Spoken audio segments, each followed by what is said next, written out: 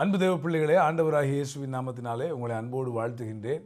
இந்த நாளில் கூட ஏன் கர்த்தர் தம்முடைய பிள்ளைகளை வனாந்தர வழியாக நடத்தி கொண்டு போனார் என்பதை நாம் வசனங்களின் ஊடாக தியானிக்கப் போகிறோம். அதாவது எகிப்தின் அடிமைத்தனத்திலிருந்து விடுதலையாக்கப்பட்ட மக்களை நேரடியாக கானானுக்கு கொண்டு போய் சேர்த்திருந்திருக்கலாம். 11 நாள் தூரத்திலே போய் சேர வேண்டிய ஒரு இடம்தான் கானான்.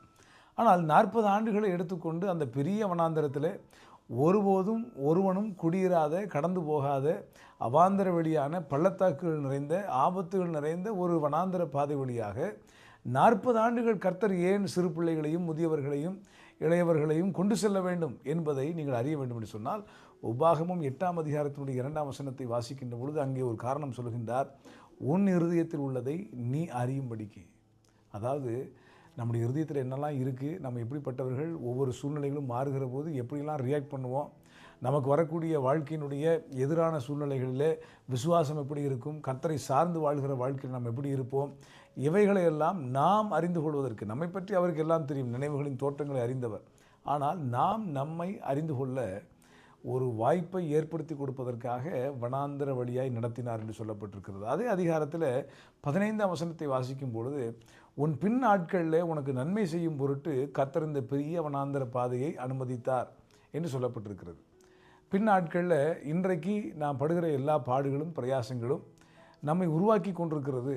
அதாவது every unjust suffering for the sake of Christ will be counted as a treasure in heaven which will mold us into the image and the likeness of Christ. கிறிஸ்துவினுடைய சாயலில், அவருடைய ரூபத்தில் நம்மை உருவாக்குவதற்காக பலவிதமான சோதனையான பாதைகளிலே கர்த்தர் நடத்தி கொண்டு போகிறார். பின் நாட்களில் நன்மை உண்டாகும்படிக்கு கர்த்தர் இப்படிப்பட்ட வனாந்தர பாதைகளை அனுமதிக்கின்றாராம். ஓசியா தீர்க்கதரிசன புத்தகத்தில் 2ஆம் அதிகாரம் 14ஆம் வசனத்தை வாசிக்கின்ற பொழுது, வனாந்தரத்தில் அவர்களை அழைத்து கொண்டு வந்து அவரிடத்தில் பட்சமாய் பேசுகிறாராம். நயங்காட்டி அழைத்து கொண்டு வந்து, ஆசை காட்டி அழைத்து கொண்டு வந்து பட்சமாய் பேசுகின்றாராம். என்று சொன்னால், God wants to become closer to us. நாம் அவரிடத்தில் நெருங்கி சேர்வதற்கும் அவர் நம்மிடத்தில் நெருங்கி சேர்வதற்கும் அந்த வாய்ப்பாக இந்த வனாந்தர பாதையை கர்த்தர் பயன்படுத்துகிறார். என்று சொன்னால், சந்தோஷத்தின் களிப்பின் நாட்களில் கர்த்தரின் சத்தம் கேட்பதை விட கண்ணீரின் பாதையிலே, வனாந்தர பாதையிலே போகிற போது தான் கர்த்தருடைய சத்தத்தை தெளிவாக கேட்க முடியும். இன்னும் ஒரு முக்கியமான காரணம், 40 ஆண்டுகள் அவர்கள் வனாந்தர பாதையில் கர்த்தர் அனுமதித்தது காரணம், இந்த கர்த்தரை பரீட்சை பார்த்த எல்லா மனிதர்களையும் சாகடித்து விட்டு பிறகு ஒரு வாக்குத்தத்தம் பண்ணப்பட்ட தேசத்துக்குள் செல்வதற்கு ஒரு நீதியின் சந்ததியை தெரிந்து கொள்ளத்தான் கர்த்தர் இந்த பாதையில் நடத்தினார். உங்கள் வாழ்க்கையிலும் வனாந்தரத்தில் பயணித்துக் கொண்டிருக்கிறீர்களா? கவலைப்படாதீர்கள். எல்லாவற்றையும் நன்மைக்கு எதுவாக கர்த்தர் நடத்துவார். God bless you.